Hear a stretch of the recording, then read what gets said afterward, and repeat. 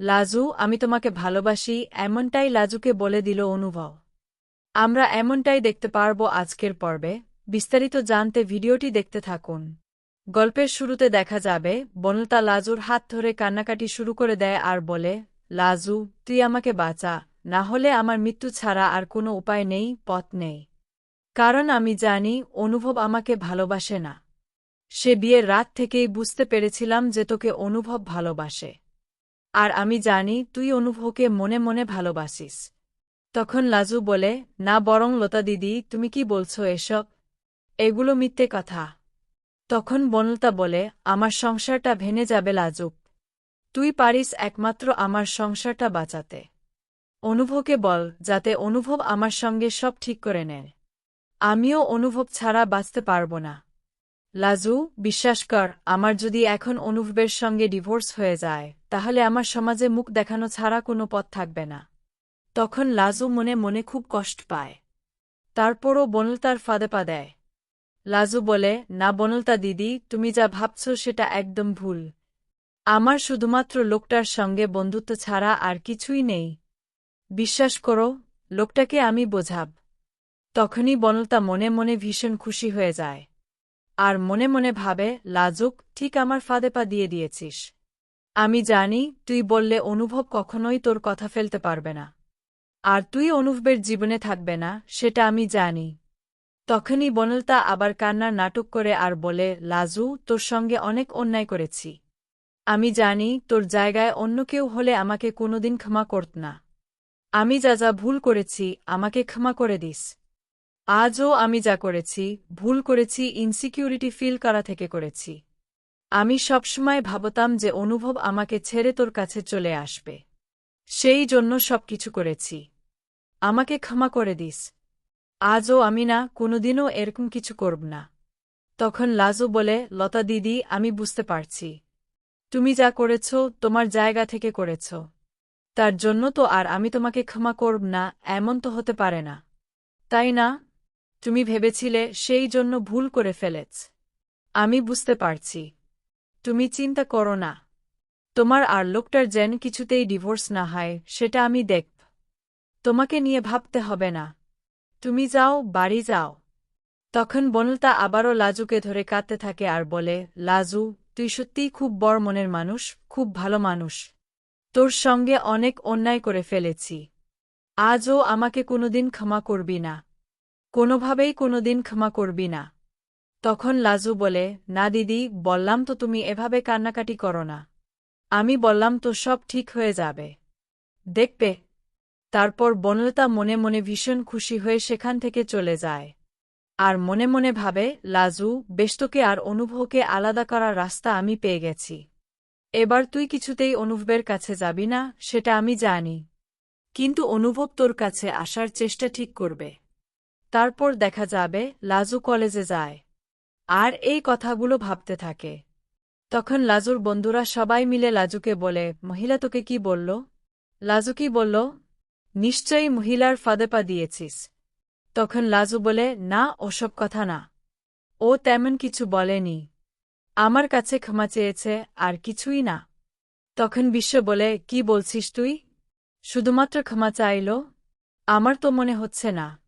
নিজের কাছ থেকে গেছে আর তাড়াতাড়ি করে তোর কাছে চলে এসেছে।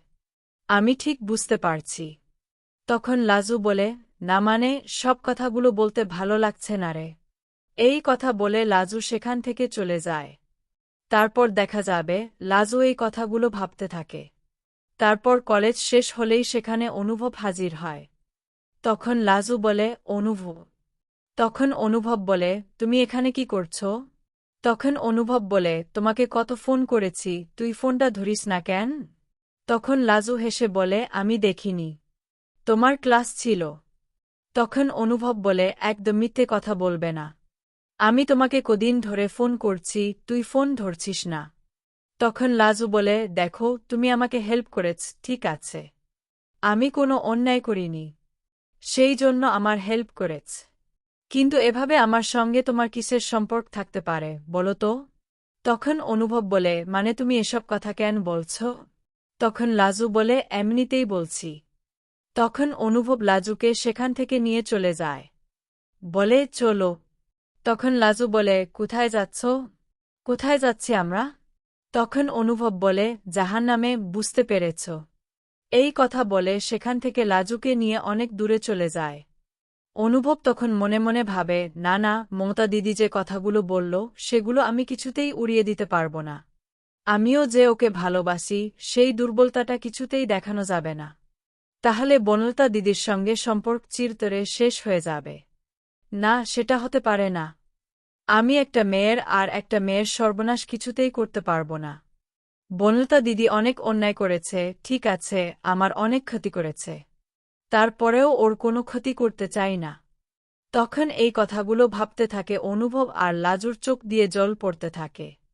তখন অনুভব বলে, লাজু, কি হয়েছে? কি ভাবছ বলো তো? তোমাকে কেউ কিছু বলেছে? তখন লাজুক বলে, না না, আমাকে কি বলবে? তখন অনুভব বলে, তাহলে তুমি ফোন করো না কেন বলো? তখন লাজু বলে, দেখো, আমার পড়ার খুব চাপ। এমনিতেই কয়েকদিন ঝামেলার জন্য আমি ক্লাস করতে পারিনি। এখন তো আমি পড়াশোনা ছাড়া কিছু ভাবতে পারছি না। তখন অনুভব বলে, কেন? কেন তুমি এই কথাগুলো বলছ? আমি তো বুঝতে পারছি না। এরকম কথা কোনোদিনও তুমি আমাকে বলনি। দেখো, আমি বনলতার সঙ্গে সংসার করতে পারব না। আজব, বনলতাকে আমি কিছুতেই আমার জীবনে রাখতে পারব না। ওকে আমি ডিভোর্স দিয়ে দেব। তখন লাজু বলে, প্লিজ, তুমি এইসব কথাগুলো আমাকে বলো না। আমি নিজেকে কিছুতেই ক্ষমা করতে পারব না। তুমি বনলতা দিদির সঙ্গে সংসার করো, ভালো করে। তখনই অনুভব বলে, মানে বড় কথা, মনে পড়ছে যে আমার আর তোমার মধ্যে সম্পর্ক আছে, আমি তোমাকে ভালোবাসি, সেটা মনে করুক না।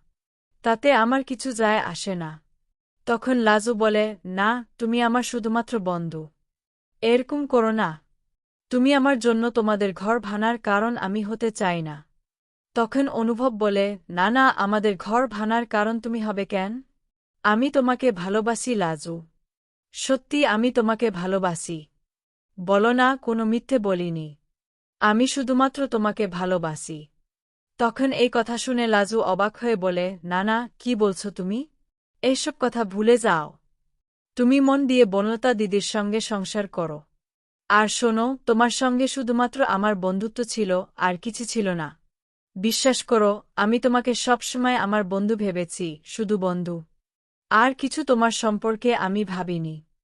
তখন অনুভব বলে, মিথ্যে কথা কেন বলছ? তুমি মিথ্যে কথা বলছ, প্লিজ, আমাকে সত্যিটা বলো। আজ নিজের মনের কথা খুলে বলো। তখন লাজু বলে, আমি যেটা আমার মনে ছিল সেটা আমি তোমাকে বলেছি। কারণ না আমি সুদেবের সংসার থেকে বেরোতে পারছি না, আমি সুদেবকে ডিভোর্স দিতে পারছি না। আর না আমি তোমাকে ভালোবাসি। বিশ্বাস করো, আমি তোমাকে ভালোবাসি না। আমি শুধুমাত্র তোমাকে আমার বন্ধু হিসেবেই ভাবি। তখন অনুভব লাজুর ওপর প্রচণ্ড রেগে যায়। বলে, লাজু, আজ তুমি অন্যায় করলে। সেই জন্য তুমি আমাকে কোনোদিন ডাকলেও আর খুঁজে পাবে না। এমন দিন আসবে যেদিন তুমি ভালোবাসার কথা বলতে চাইলেও আমাকে তোমার পাশে পাবে না। তখন কথা বলে অনুভব সেখান থেকে চলে যায়। তখন লাজু দাঁড়িয়ে থাকে আর বলে, প্লিজ, তুমি আমাকে এভাবে ভুল বুঝো না। কেন আমি আর তোমার বনলতা দিদির সংসার ভাঙতে পারল না? আমি তোমাকে ভালোবাসি। তোমাকে আমি সত্যিটা বলতে পারল না। কারণ আমার জন্য যদি তোমাদের সংসার ভেঙে যায় তাহলে আমি সারা জীবন নিজেকে দোষারোপ করল। সেটা আমি হতে দিতে পারি না।